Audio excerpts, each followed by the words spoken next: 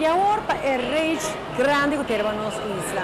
Um deporte, o seguro, para cambiar tudo o que a gente pensa de qualquer tipo de treino, promete que resulta arriba e panorama de Aruba.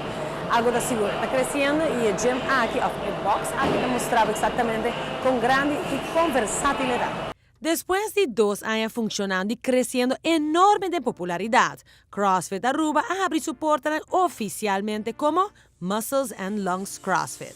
De un edificio más espacioso, Muscles and Lungs está claro para recibir tu resna que forma parte del movimiento y que está all ready para comenzar con una resolución diaria.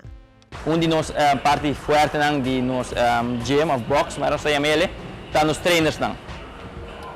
Nós temos diferentes outros deportes, nós temos CrossFit só, mas essa aqui é uma facilidade de força e condição, que é uma strength and conditioning facility. Então agora nós temos diferentes aspectos dessa aí. CrossFit é um dinâmico que é popular hoje aqui.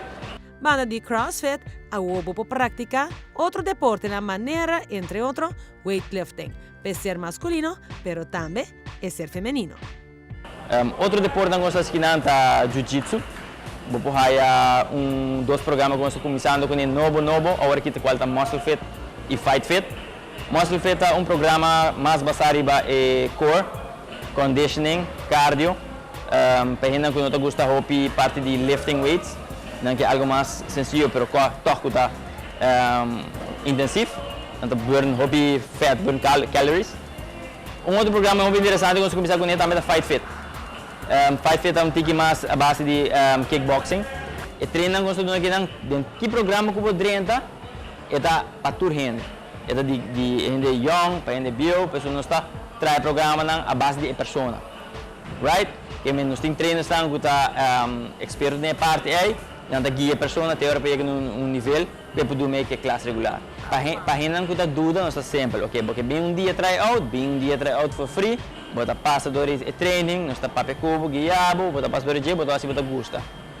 Também nós temos algo que nós chamamos introduction class, nos beginners fundamentals, qual está luna, 2 dias para cima, onde nós temos bases, técnica não, skills não, nós estamos para o workout chiquito para a gente começar a boa condição, para não se sentir mesmo confortável e confiar. Agora não dentro da classe já não sabe um pouco mais de como mover e não tem mais condição também. Si bota clapa, única família mais grande de Aruba den fitness e começa a trazer o body, vou por tomar contato a mês com Muscles and Lungs CrossFit via Facebook ou na website musclesandlungscrossfit.com ou na número de telefone 586-9188 ou 736-6875.